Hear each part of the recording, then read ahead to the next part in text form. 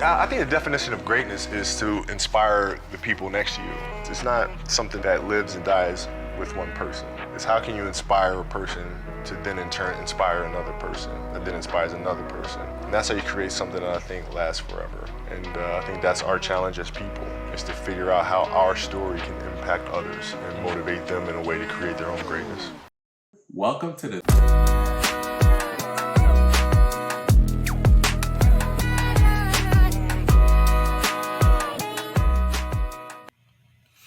Welcome to the 3-on-3 podcast. I'm your guy, Hans Luador, here with my friends, my amigos, my compadres, Evan Butler Sands. How you doing today, sir? I keep it real with y'all. So I was doing great until my boy Hans took a shot at my Miami Hurricanes right before we came on, right before we came to record. We sat Cam in the second half, my boy. Okay, don't do us like that. Other than that, I'm doing great. Good to see y'all. Good to see y'all. Oh man, listen, man. What are friends for? What are friends for, man? And also here, my boy Lou. What it do, Lou? How you feeling, brother? Cause I'm just gonna stay out of the line of fire. You don't want no smoke. He's Switzerland right now, man. He's Switzerland. He's chill. He's chill. Fact, though. Yes, sir. As always, we have the Pod Mamba in the backgrounds. Well, not for long. Not for long. Making sure that we continue to be the number one basketball podcast in the universe. So, y'all, we're going to jump right into it, man. Yeah. Pod Mamba is about to come out. The Lakers, the Los Angeles Lakers, have traded D'Angelo Russell back to the Brooklyn Nets. They just keep going back and forth, man. You know, based on like the title, I feel like we need Russell Crowe to bring back his classic line and ask the Lakers fans, are you not entertained? All right, I'm here. Listen, man, I don't even need to introduce it. Get into it, man. Pod Mamba, how you feeling, man? What's going on, man? What's going on with your Lakers? Standing in solidarity with D-Lo. We see the photo. I'm pissed. Are you happy, Laker fans? LeBron fans, are you guys happy? Come on, I set it up for you. Your scapegoat is gone. Your scapegoat is gone. All right? D-Lo is finally gone. You guys happy now? First it was Kuzma. Then it was KCP. Oh, it was Danny Green before that. Then it was Russell Westbrook. Now it's D-Lo. Oh, wow. You guys happy? Wow. Okay. So clearly the Pod Mamba is not happy with this D-Lo trade. Do you not think he was underperforming from the numbers he was putting up in his previous teams, with the Nets, with the Timberwolves? Do you think he was not underperforming as a Laker? This year? Are you asking this year or in his, this year. The year he got traded. This year. Okay. This year he was. I think for the and I'm not saying you guys are casual viewers, but you guys obviously don't watch more Laker games than I do. I watch every single Laker game. No, yeah, no, 100%. No, I ain't got time. But go ahead. Yeah, of course. You gotta watch the Blazers. Gotta watch Scoot Henderson score game winners and stuff. Game winners. I'm just saying that's what we do out here. We're out here. Yeah, right. What more do you want from me? I go to bed. Continue though. So, for the casual Laker viewer, if you're just looking at the box score, it may look like D'Lo has been underperforming. I will say, and I'll contextualize it like this: he has been underperforming because he hasn't been used the way that he should be. And I'm not saying, and that's not well, I guess it is a slight on JJ, but I like JJ, right? I like what he's been doing this year. But he just hasn't been using D'Lo correctly. And for the most part, I mean, Ham wasn't really using D'Lo correctly a lot of the times when the Lakers were losing. This man needs the ball in his hands. He's a rhythm player. He is easily the best facilitator and best IQ player we have besides LeBron. And they were using this man as a spot up shooter and screener for for AR for AD and stuff like that. He is best used in the pick and roll, and he's best used when he's running the offense. And I have a little and for the YouTube viewers, because you guys won't see You have a this on the graphic? audio. You have a I graphic have a little for us? graphic for you guys to just show you the chance creation that he was making on the Lakers this year alone, as opposed to LeBron and as opposed to the Lakers front office and JJ Savior AR, who they want to be the point guard. They're trying to force to be the point guard that they think is the next Jerry West of the fucking Lakers. Oh wow, Jay Hey, West. yo. Hold the on. We Knicks need control logo? of the sound effects. We need to be shooting shots right Oh, here. my bad. All right, there we go. AR getting shots. Okay. So according, and I follow this man. He does analytics, his own analytics for what the Lakers have been doing. His name, I'm gonna give him a shout out. Tim NBA Cranjis McBasketball. So let the people know what we're watching. Put, Go ahead. yeah. He tweeted out that he did his own analytics of potential assists per bad pass turnover based on if a set has a good or bad coverage fit. So D'Lo is good 50-1. Potential assists to bad pass turnovers 50-1. And his bad is 3.3. As you can see here on the graphic, LeBron is 68 to 4. So it's a 17.0 ratio. And down here at the bottom is Reeves at a 6.0. D'Lo is exponentially the best ball handler on that squad. And it showed throughout the season. He was the best plus minus player on the Lakers.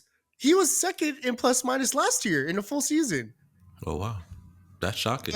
But everyone wants to harp on his defense. It's all about his defense. Oh, that series against Denver, like he won't show up in the playoffs.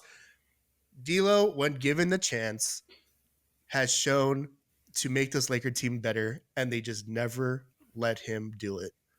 So, and I don't mean to jump out of place, y'all, but I do have a question that since we have Christian on there, maybe he can help me answer it.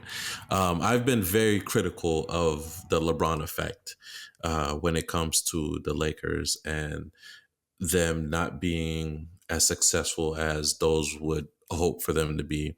And Christian has been very straight and outward and not shy about his criticisms of LeBron on the squad, good or bad, right? And I will give him up to that. Christian is a Laker fan, period, point blank. So my confusion, and maybe anybody can answer this, this doesn't have to go with just Christian. Russell Westbrook, ball dominant, right? Point guard who needs the ball in his hand in order to be successful. D'Angelo Russell, right? Same thing. They couldn't get it to work, but there's been instances, i.e. Kyrie, ball dominant, ball in his hand type of point guard who's been successful in LeBron.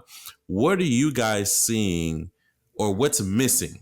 Because one would think that LeBron being as ball dominant in his hand, he just needs spot up shooters. Well, he had Kyrie, he made it work. So what are you guys seeing that why aren't they able to figure out in LA with ball dominant guards, but they were able to kind of figure it out with the Cleveland Cavaliers? And this is for anybody. It doesn't just have to be Christian, but that's one thing I'm trying to figure out. Like what's happening in LA that with LeBron that they haven't figured that part out yet. Well, so I had thought about that same question earlier, and I think where you come down to is we take Kyrie as a traditional point guard, but he's not a traditional point guard. I think although he is, exceptionally ball dominant, we think of Uncle Drew Kyrie. It was his ability to play off the ball as well as he did and shoot as well as he did off the ball on a catch and shoot that allowed him to be as successful as he was with LeBron. You look at his most successful stint with the Heat, their point guards were Mario Chalmers and what was his name? Norris Coles. Yeah, Norris Coles, right? His ideal sidekick at that time was a slashing wing D Wade, right? So I think when you talk about the makeup of a LeBron team, he always does end up playing the primary ball handler responsibilities. And if you don't have the ability to play effectively off the ball from a guard position, that's where you're going to run into trouble with a LeBron centric team. I think that this trade was made, and I gotta say I appreciate and commend the fandom of Christian, the commitment to his team. When you pull out potential assist versus bad turnover ratio, you're deep diving in the reasoning. So shout out to the pod mom for that. What I do think that it calls out though is the Lakers made a choice. Is the team best fit for D'Angelo Russell's strengths, the team that's going to get you to where you're trying to get to, versus a team that's best suited for LeBron James' strengths? And that's the decision that they made in this trade. And bringing back Dorian Finney-Smith, you bring back that three and D, uh, primarily that wing defender that they haven't had, that Jared Vanderbilt was supposed to fill but hasn't played in almost a year. And what that does is not only potentially puts another spot up shooter on the floor around LeBron, it takes that defensive burden off of the strongest, the position that needs that most defensive versatility on the court. When you have LeBron, two guards, and a Rui out there, the defense just isn't there no matter how well the offense is. So I think they made a choice to go to tighten up from a defensive standpoint, get a little longer on the court, and move LeBron to where he's best suited at this time, which I think is a versatile forward position that can hide on the weakest man on the court. Look, but here's my question, all that, or my question and my, I don't want to say confusion, but my curiosity more so. So, what are the Lakers building for, right? Do they believe they can still contend to win a chip? Do they still believe that LeBron is the centerpiece around which that you are going to build for the future? Because how does this trade really move the needle for you? Yeah, for Lakers fans, for the Lakers team, as they I can answer continue it. West.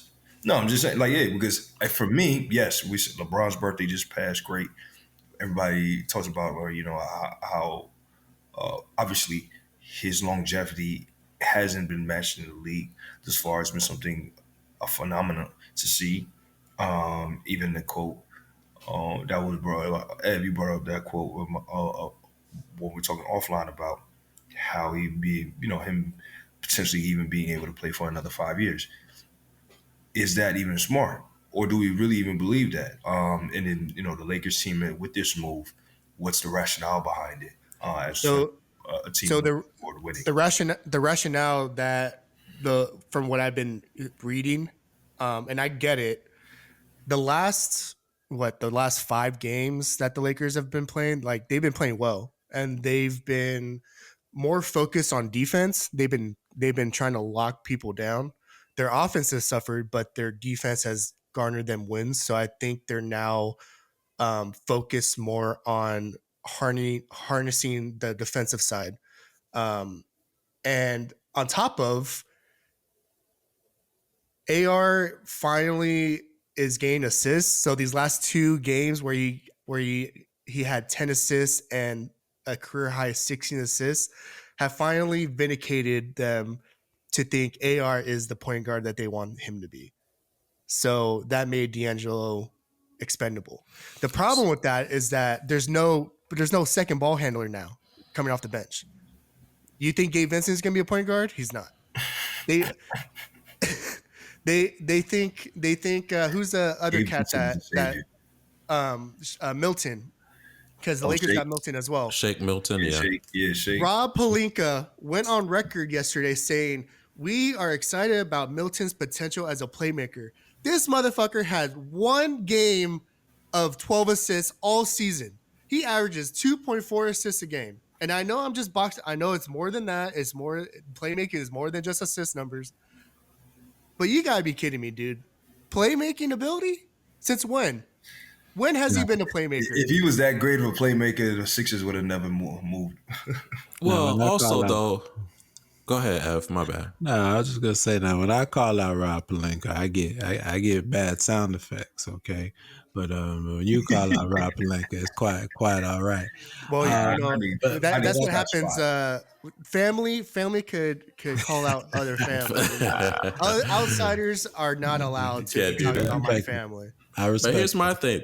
But here's my thing though. I'm actually so Ev, appreciate you doing it to a degree of letting people know the legend, the great basketball player that Kyrie is, right? I would have loved you to sprinkle more Jersey, greatness in there, but it's okay. It's okay. I forgive you this time. I should have thrown it to look. Your selective jerseyness doesn't allow me to do that, sir. Okay, it's fine. So anyway, at the end of the day, it's fine. It's fine. I'll let him Bronx Augusta be. So listen, at the end of the day, I am not concerned as Christian is if I'm a Lakers fan as far as not having a ball handler, because you do have Anthony Davis. LeBron goes off the floor, stagger their minutes, throw the ball into Anthony Davis. Is he not still one of the top centers in the league allegedly? Is he not still one of the great players? Run it through him. You know who gave AD the ball the most? The guy that shipped out to Brooklyn. Yes. Yep. Right. So AR, give AD the ball. Give AD the ball. You throw in a point of attack defender on AR, he's gonna turn that shit over. Well, he better get his handling up. He's not a point guard. I don't know how many times I gotta say it. He's not a point guard. And that's really what it wasn't said yet, and that's what I was waiting for in this whole segment, bringing up AR. He's not a point guard, right? He's not a point guard. If anything, he's that spot-up shooter that Ed was talking about. You know what I mean? And as we've seen in all LeBron-centric teams. You know what I mean? Like, so for he's a shot creator. He's a connector. But he's not a true point guard. Right? And he folds. Any good guard defender on AR cooked. He's cooked. So I don't know, man. I feel like we're out here not giving these world-class best basketball players in the world. Do you mean to tell me out of Gabe Vincent, AR, oh my God, connect, nobody can dribble a ball up half? No, I've seen it. No. Wait, Christian. And throw it into the post? I'm going to use that's wild. Statement. I'm going to use his same statement because they're also playing other people who are world-class, best in the world. It's wild. In this sport, who are cooking them on the you should be able to dribble the ball up past half court and throw it into the post. Come on, Christian. Christian is just as good or better. You are cooked, bro. Like Christian, come on, Christian. Tell me I'm wrong, Christian. We wouldn't be able to ball against it. Hold on, Lou. This is great. Hold on, Lou. Tell me I'm wrong, Christian. I'm gonna say I don't know if this is controversial. I think this is just facts. All right, the modern NBA player cannot throw an entry pass. It is a lost art. The entry pass into the post. The entry pass, it is gone. It is all overhead passing. You could pass an entry pass. No, that's true. That's true. And what I say is two things can be true. A true point guard is a unique skill set, and you could tell the difference between this guy's really a point and this guy's not. It's the ability to both handle the ball no matter what the pressure is, keep the offense moving no matter what the pressure is. You can name the real point guards in the league. So I do agree with that. D'Angelo Russell is a point guard. No other player on the current Lakers roster, at least that gets minutes, is a true legit point guard. I agree with that. The challenge is LeBron has never played with true point guards because he always ends up assuming those roles. So when you have a point guard on the team, especially one that isn't if LeBron ever had a Hall of Fame, and I don't want to discount Russell Westbrook here. If LeBron ever had a Hall of Fame type point guard on his team, true point guard, maybe we would get a chance to see, okay, how does LeBron operate in that environment? But he's never had, and he's never going to. So because D'Lo is not that level of point guard, his skill set was kind of redundant, and that's The advanced go ahead. metrics said otherwise. The offensive rating said otherwise when he handled the ball. But I get it. I- LeBron is one of those people where he says he wants something, and then when he gets it, he's like, "No, I'm gonna go back to my old ways." I mean, he's only 20, thing that he's 22 years in the league. Yeah, of He's done course. it. He's done it with every team he's been on. So this should be Yes. nothing new. To the point where he Listen, even had man, give somebody. Bronny the ball and clear This out, fucking man. guy. Well, let me He's say been, this. he's been Let me- playing good in G League, man. Give him credit. He's been playing Yeah. good in G League. Should be I'll fine. say this last thing about this. I'll say the last thing. Of course, he's playing good there. I give Shut your mouth. Pelinka grief, but I give them credit for one, not getting rid of any of their first round picks in this trade. I still think it was too much. I mean, That was gonna be bring my him next back. question. So you Bring think him it's too back. much to haul? 3 second-round picks for a bona fide role player to shoot threes in the corner? Yeah. If you think he's gonna fill the role that he should fill, and you still have flexibility to potentially make another move, not at that level of like a superstar, but another additive piece. Unless it's you Steven find the right Adams on the piece. Houston Rockets, I don't want to hear it. I don't want Jonas. I don't You want want Steven You Adams? want Steve. I want Steven Adams. His contract matches up with Gabe Vincent's. Ship his ass out with Jackson Hayes. Get an extra roster spot. Bring in Markel Fultz. and So let's you're roll. done with Jackson Hayes. You're over it. So It's over. I say this. Yeah, we need a big center. Our producer's a little tied up right now, but sources say the answer to all the Lakers' problems is Steven Adams. I didn't say he's First, like you a said, solid. first The source. Lakers need a big First burly source. center, and if I'm gonna get a big burly center who could play defense, it's gonna be Steven Adams. Jonas doesn't play defense; he's an offensive big burly center. Homeboy and the Chicago Bulls. He's also not a yeah. Vooch is not a. Vooch He's is a not forward. He's a 4, bro. He's Kevin Love. He's a- So who Yeah. else is there? Robert Williams. yeah. We're I gonna trade agree, Portland. Charlie. We're gonna get Robert Williams. He's Dwight not, Howard. he can't even stay on Hall the of Fame. court. All right, here we go. You said Dwight Dwight Howard. The Joker stopper. I want to go. He's before going we- to solve your problems against Joker. Just bring him Before in. we move on, I look. All putting D'Lo aside, I think Dorian is going to help the defensive side. I think he's been playing great on catch and shoot threes this year. I think it's a career high in 3-point percentage this year. So I mean that kind of gives me pause because everyone who comes to the Lakers kind of just lose their 3-point I mean, mojo. there's still So time I for that. don't know what's It's going on. so true though. He's not lying. They'd be averaging career highs. They get to the Lakers. It's like, man, I can't. It's the figure this lighting. out. It's the lighting in that arena. Cut y'all's lights on. I- Quit trying to look Look, that was It's magic. Magic it's said another- shut down the lights, and let's have a showtime. Make it It's look like center another stage. word that starts with L. Anyways, but I will give. I want to go back to before we move. I want to go back to what Evan said earlier about Dorian kind of fitting that Vando mold right now. The Gonna give you guys 3&D. Gonna give you another graphic. Dorian actually played better against bigger guys. He plays better against, at least on the Nets, he played better against centers and power forwards as opposed to wings and shooting guards and stuff like that. As you can see on the graphic on YouTube, same guy, Tim NBA.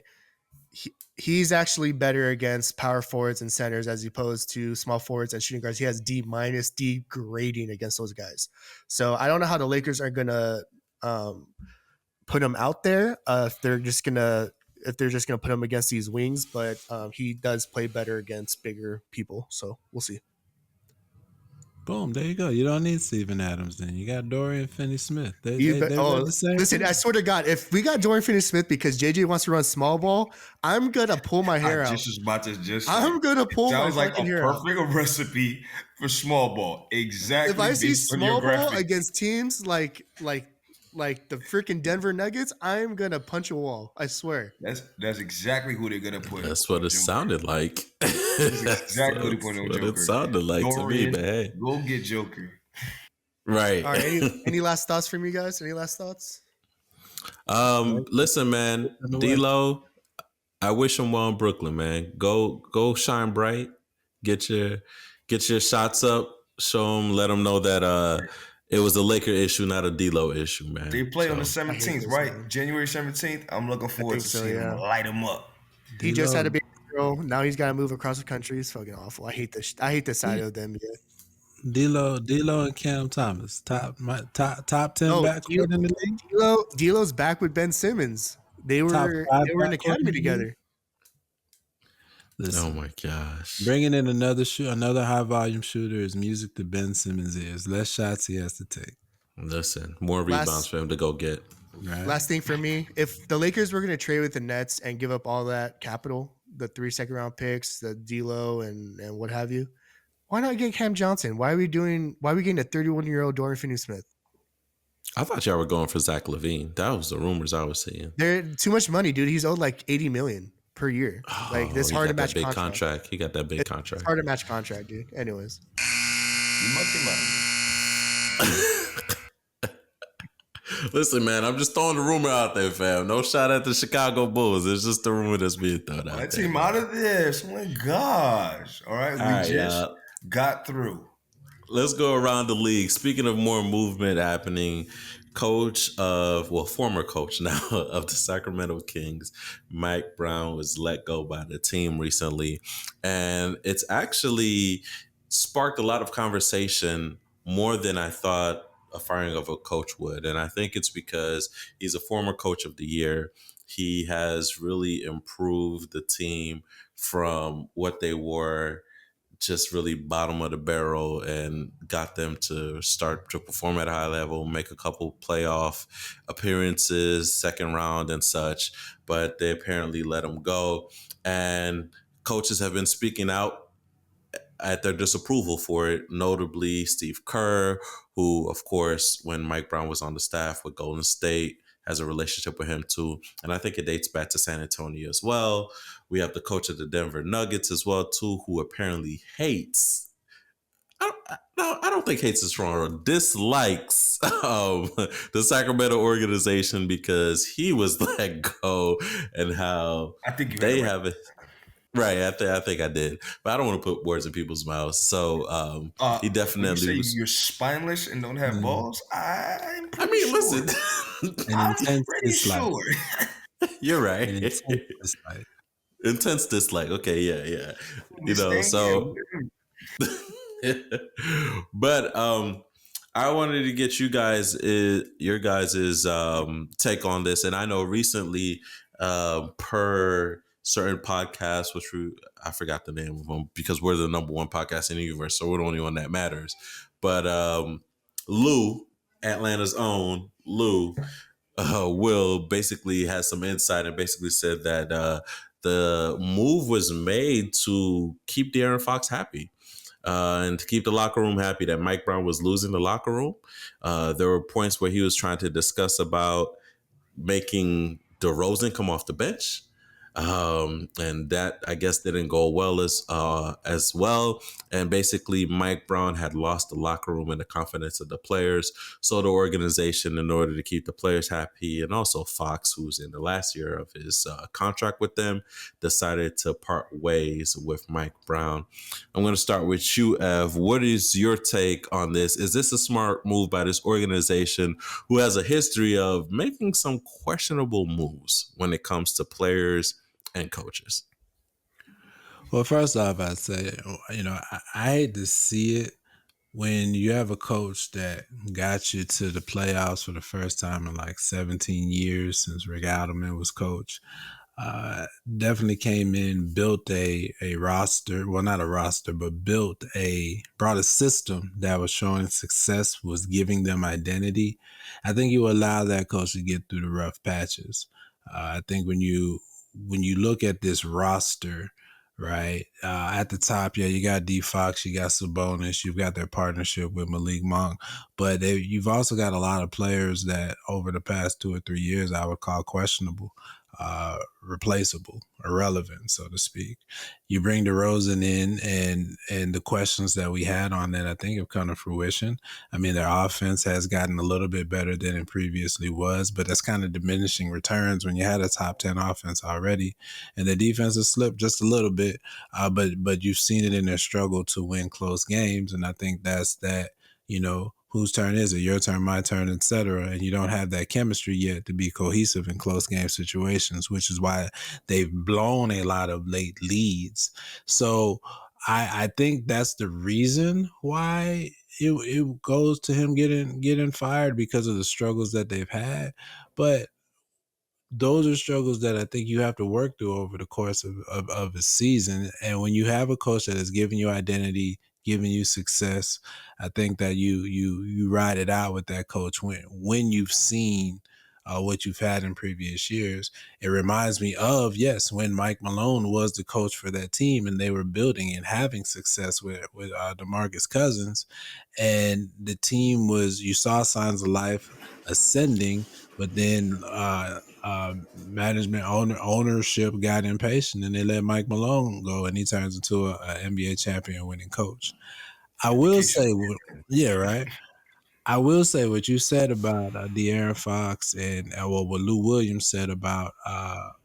You could give me credit. It's fine. I'll take it. I mean, you know what I'm saying? Well, what I was gonna say is no. What I meant was what you said about what Lou said. So I got you. You found it, but when reading the articles that came out, the comments of De'Aaron Fox saying, "Well, that's the thing that what he said. He said that's the good part about having guaranteed contracts." He said that, and then Malik Monk said, "Yeah, I'm shocked, but that's the business of basketball."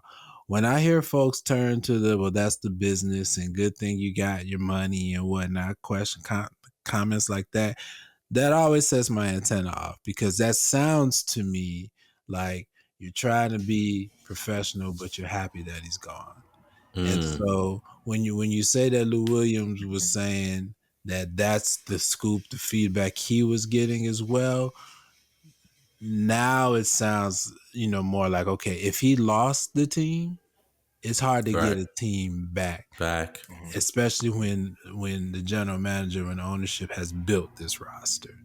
Got you. If you can't coach the roster we built, what can we do? What can you? Yeah. What's your point? What's your usefulness? Yeah, Got and you. when you got, like you said, D Fox that hasn't signed that extension, and you're trying to work a new contract with him, I mean, yeah, $25 million you lose to the coach versus D Fox walking out the door. I could get that. Got you. It looks like our Pod Mamba has some news on this matter. What you got, Pod Mamba? So the Pod Mamba has basically, if you're on YouTube, you can see this, but I'll read it. The Kings reportedly inquired about Zach LaVine, Brandon Ingram, Cam Thomas, Kyle Kuzma before firing Matt Brown, per Ramona Shelburne. They even asked Brown if they were moves to make with the roster or the staff that might help. Nobody wanted to fire Mike, one King source said. He's a good coach. People here really care about him. Until the very last moment, we were trying to make it work. So, per Ramona Shelburne, it looks like they were trying to, I guess, make some moves and trying to keep entertain him. But I guess things didn't work out. Lou, I'm curious on your take on this. If he loses the locker room, the players, essentially, if this is true, right? We know when it comes to the truth, there's multiple sides to it. They got essentially what they possibly have wanted. How do you think the players should be held accountable? And how do the players then kind of move forward? Yeah, so for one, I'm kind of curious as to those inquiries on those players. What was the effect on their terms with Mike Brown? Was he opposed to those players? Did he not want to pursue? Like, what was the disconnect that really drove that wedge? And then secondly, yeah, if you're in a situation where as the star of the team, the face of the team, the person that at the end of the day they're ultimately looking at to be able to bring them to the promised land of a championship. if you're the one that's behind the moving of a coach, uh, your production is definitely going to be looked at, right? In terms of in question, look, when Giannis is like, hey, we need, or rather, let's look at Milwaukee, right? In terms of their situation, if let's say, they said Milwaukee, Giannis liked having Jason Kidd. They moved on from Jason Kidd. If they don't win a chip with the next coach, then you look at management like, why didn't you stick with what your player said? But if it was a flip side, right? You have somebody where the player wants the coach to move and you're not able to then move forward. You're not able to then have some success. Then yeah, like was it the coach or was it you as a player? So yeah, the players ultimately are going to be held accountable because what's going to come down to is what is going to be the production that you have, right? Same thing. Let's look at the Lakers. LeBron, you got Darvin Ham up out of here. What is it going to look like now with JJ Redick, right? Are you guys going to have success? And if you guys aren't any better, who is that on? Was it a coaching issue? Because hey, Darvin Ham and Co just won a NBA Cup, right? And where are the Lakers now? Is what it is. So are you looking at you're gonna have to look at the players and hold them accountable to the decisions that they're driving for. You're in a contract year and the team wants to keep you. Yeah, you have some leverage, but just make sure on the back end of it that you're going to be. Let's also, though, and Ev, you may want to help me here.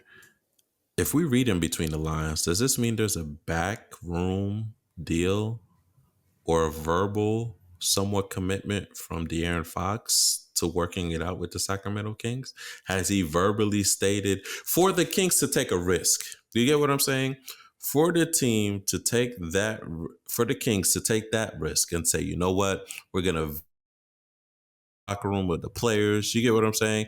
Even though this is a coach who is shown to giving us success in the past couple of years, right? But we're going to risk it. We're going to go with these players.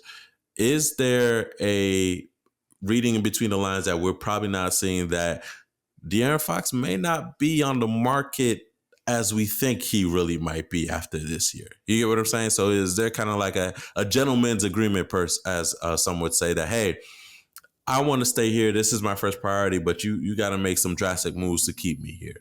Is this the, reading in between the line with this firing? I'll be succinct to answer your question. Those comments that you read from Ramona Shelburne, no shade to her, but those comments sound like absolute nonsense. Okay, we tried everything in our power to keep this coach because we didn't want to leave. We didn't want him to see him go. If you didn't want to see him go, you keep him as a coach. You didn't try everything in your power. That doesn't make any sense. And two, in conjunction to that, it comes across as weak ownership, a sorry ownership from building a successful organization standpoint. If you think that whether you keep Mike Brown or not determines whether De'Aaron Fox stays on your team, you don't understand how basketball superstars work. Okay, if De'Aaron wants to leave, if you fired Mike Brown as your last chance to try to keep De'Aaron Fox, he's already out the door. So you could. That's a lose-lose situation.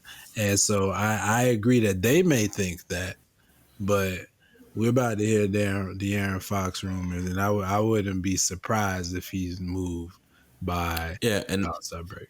And thank you for mentioning that, because that brings my next point. So we're about to be mid-season, right? You're basically essentially torpedoing your season.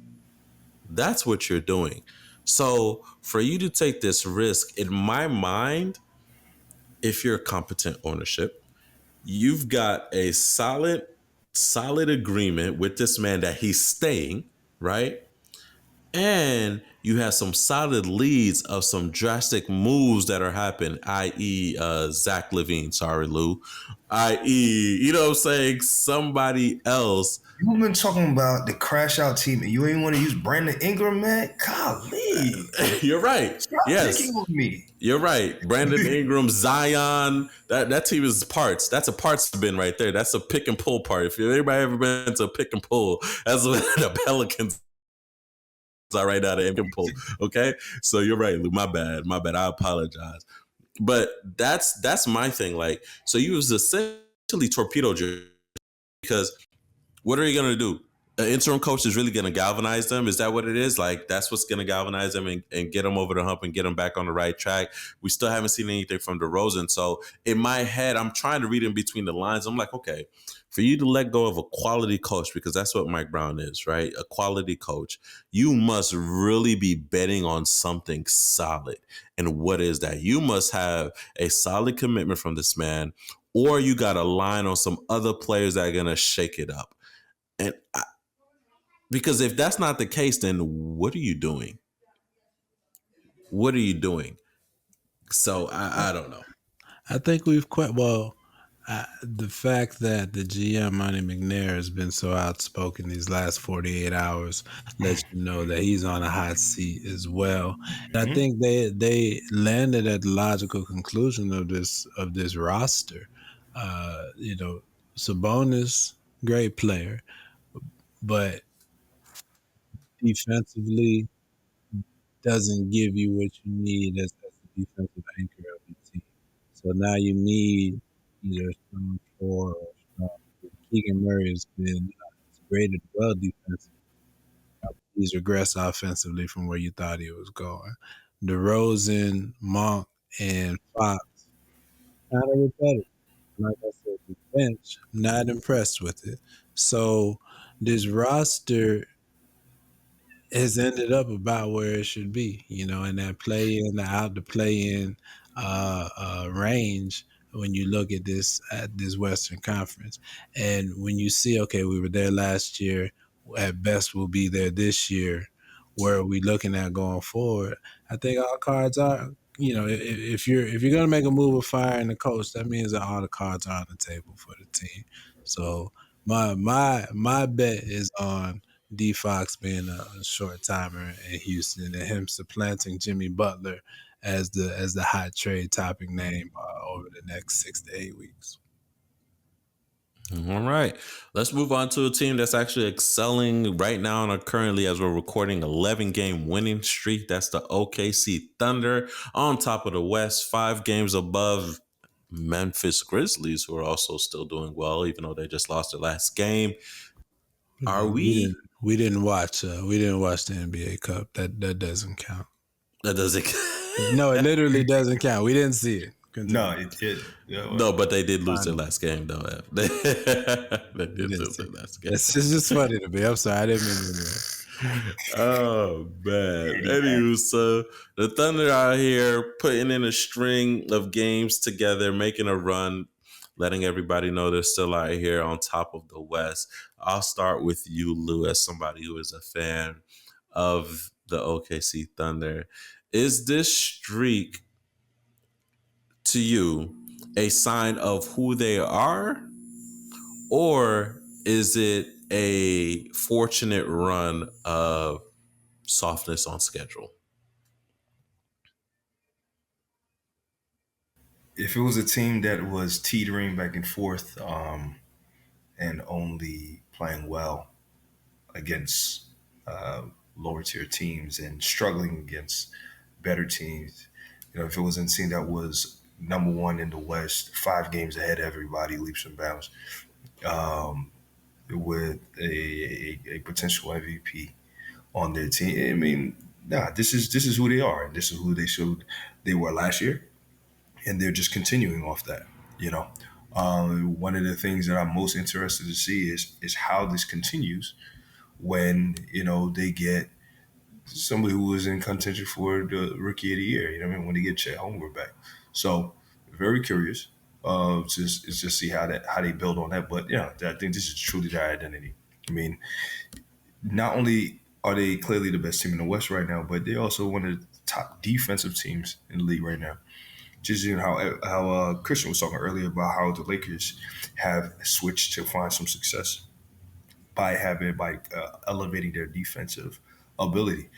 We've seen what OKC's been able to do by being such a solid defensive team, being number one in the league in steals, and chance points off of that, and then also having two of your top guys as the leaders, top three leaders in steals in the league. So Mm-hmm. their team is rooted in their defensive ability, and then also the offensive skill that they have based on their roster has been able to propel them forward. So yeah, no, I do believe that this is truly who they are. We just hope that they continue to mature and be able to show up at the big moments, which we've seen them falter in the past. So we're hoping that they can get over that hump. Okay, so you're not looking at Charlotte, Indiana, Washington, those type of teams, New Orleans as just amalgamation. I'm just saying, just throw that out there. That I'm no, saying this. No, I'm gonna say this. Good teams win the games that they're supposed to, right? Hey, your facts. Listen, that is facts. talk If you your be who talk, you're Lou. supposed to be, Talk you your did your talk, job. Lou. So I got you. I see that. I see that. What are you seeing, Ev, from these Thunder who are streaking outside of the one game that you said that nobody watched? Last thoughts on the Thunders. So Lou hit it on the head with the defense. Number one in defensive rating, while also being seventh in offensive rating. Lowest turnovers given up, while also creating the most turnovers. From a regular season standpoint, they just fit seamlessly as a team. I mean, they got 12 players averaging more than 10 minutes a game. That's not even counting Chet, who, it's coming back into the fold and will increase those numbers. So from a regular season standpoint, the symmetry looks amazing. I think they'll continue this throughout the season. I call them a lock to be number one in the West. It's still going to come down to the playoffs. And SGA, I'll give him this. He's leveling up even more. 33 and a half points per game his last 10, while averaging 31 for the year. It could be the bad teams, but he's also he's fully in his bag, in his pocket right now. So regular season, this seems the real deal. As I've stated before, it's going to come down to how those role players step up in the playoffs when it's a half court game and teams have days to scheme and prepare for them. Facts. All right, guys, let's move on. In case you've missed it, NBA ratings are down, and I'll just put this here, man. I'm sick of hearing that. I'm sick of seeing it. I'm over it. So, but anyway, NBA ratings are down. So it's Take KD. it. So is Katie, right? Take it for what you have. But we're gonna kind of spin the narrative a little bit on this NBA rating. I've brought off a good idea of NILs. So the theory essentially, and of course, Ev, you can correct me or expound on it if I'm wrong or miscalculated, is that with these college deals, these college players getting access to these NIL deals, more exposure to the game, more exposure to these athletes and players who are eventually going to get to the NBA. People will have more time to get to know them, develop a narrative. As you know, narratives are big in the NBA. They drive viewership. It builds more of a connection as well, right? Whereas before, players are kind of one and done. They may not get the rotation or not unless they're like an outstanding player. So you don't really kind of get to know them as you would versus them getting the exposure with the NIL deals, right?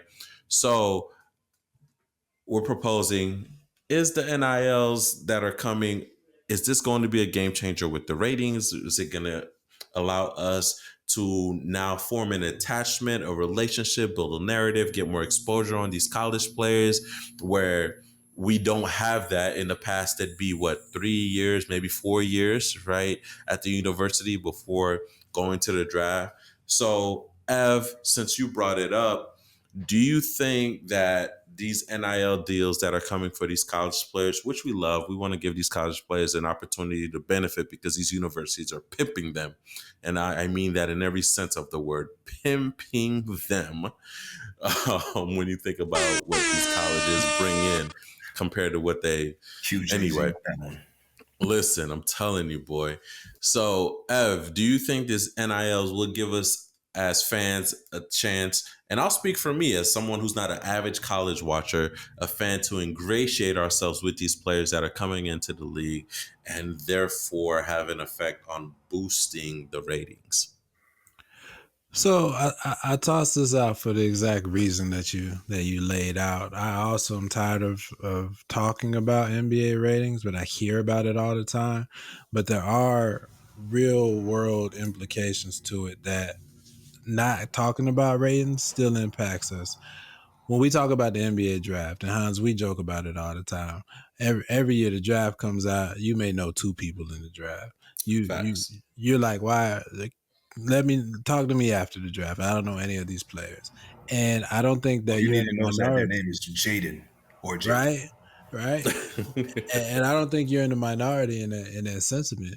A lot of these players that come in, one, we have no connection to them outside of the one or two that are being forced on us, right? As the top player in the draft, or the, every couple years when there is supposed to be that phenomenal, almost generational talent. Outside of them, we don't know past the fourth player in the draft every year. That wasn't the same 15, 20 years ago, where you could go 10, 15 players out of the first round at least, and you had heard of them. You had a connection with them. You were following them in the league, and some of them made it, a lot of them didn't. But just you knowing them drew attention to the league. Not to mention that these players, the ones that weren't the surefire superstars at the very top of the draft, they had more time to develop. So 2 or 3 years, you were getting a more finished product when they came into the league, and they had potential to have impact on the league quicker.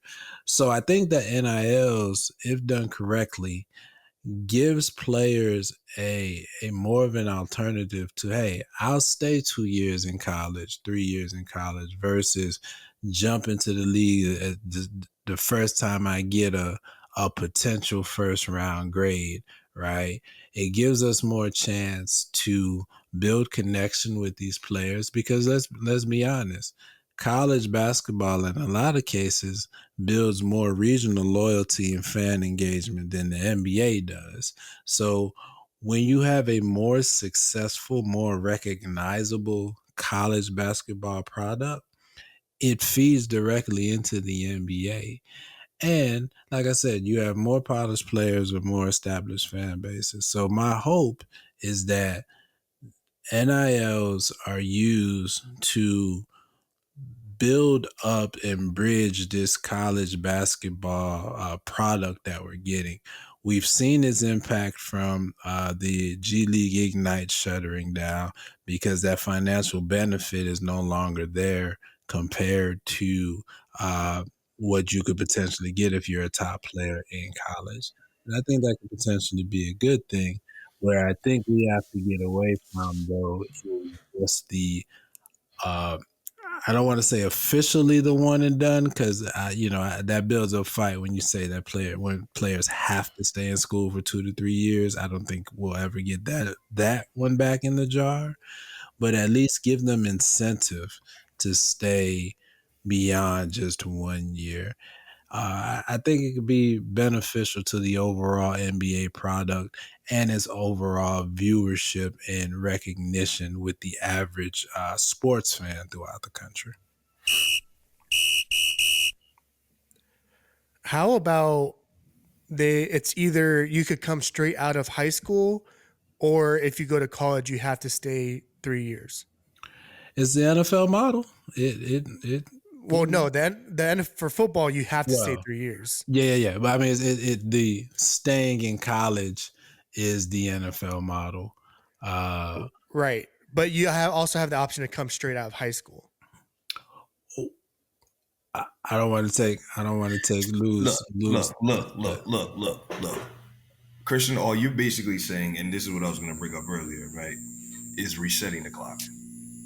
This model just goes right back to what the NBA was before. The incentives for players in the past was to be able to you weren't getting NIL money, but you were getting money on the back end. And if not necessarily be you might got the car, but your dad, your uncle, whoever it was that was representing you, got a check. And it went to the top guys. Everybody else, you know what I mean, because they knew, hey, unless I'm a phenomenal player and I'm coming out of high school, so and this is going to time what you're talking about, Christian. Unless I really know I'm going to be that guy, there's really no incentive for me to try to come out of high school because why did these players try to do it? Let me try to get the bag early. It's going to be a bigger bag, right? Your LeBrons, your Kwame Browns, your Kevin Garnett's. Yeah, you're such a big player that, hey, the money that I'm probably going to get in college, if I get into college, is not going to be bigger than what I get to the NBA. So I'll take my chances there. NIL does a good job of keeping guys there because it's like, okay, cool. Not only can I get some money, I also don't have to worry about losing my eligibility. So I can stay here, get a little bit of money, and be able to be recognized for the jerseys I'm selling with the name on my back, and be able to build something. Because if I keep winning, maybe I'll get a little bit more money. I build up my stock, and then I have some more leverage when I'm talking about an NBA contract based on what I was already getting on NIL, right? Especially with them being tied to the big brands of Nike, Adidas, and so on. Uh, and even more with that. So the G League, I think the G League is going to end up regressing, not necessarily regressing, but kind of return back to what it was really supposed to in terms of what the D League was, right? The guys for you to continue to develop them, or continue to have that pipeline of guys that you may be able to fill out your roster without having to break the bank, or if you're a team that doesn't necessarily have the draft status to be able to go pick it. Okay, look, maybe there's some guys in the D League or rather now G League that we can pull up that we see has shown some progress that we can fill up our team with. So I think all that's really happening now is, as I said before, resetting the clock. It's Right. pretty much shaking out to what it originally was. As it should. I mean, because there's players that we know, like the one Nobody. year, it's just it's so stupid I because use an example like at Cooper Rutgers. Flag. Why is Cooper Yeah, Flag at Duke right now? Like, just let him go to the NBA. But the other players like who aren't ready, you go to college, and then we've seen it multiple times. The Jaime Jaquez's, the Pods, Connect right now. Players that are in college for 3 or more years, they do well when they go into the NBA. yeah. This notion of like, well, this player isn't ready yet. This player should be in college, but we're going to take a chance on him because he's a project. They never pan out. Never. And I think that what NIL does is it solves the argument of lost earning power. That was the argument used. You're taking away That's what I three was just talking years that about. these kids, Yeah, can use in the league. And NIL solves that, and it also helps to erase that stigma of, oh, if I'm not leaving after my first year, I'm damaged goods. Because what we've seen is these players that come out after 1 year, just a lot of them just aren't ready. To Christian's point, you're gonna have that superstar talent every 1 or 2 years, regardless. All right, like Kobe and KG, T Mac, those players, high school, 1 year college, whatever, they were gonna be what they were gonna be. But the majority, it's just not panning out, and I that's think that's one of the biggest detriments of the product is these that's players it's aren't panning out. partially well, mainly on the league because the league was what we're talking about now is right in terms of ratings.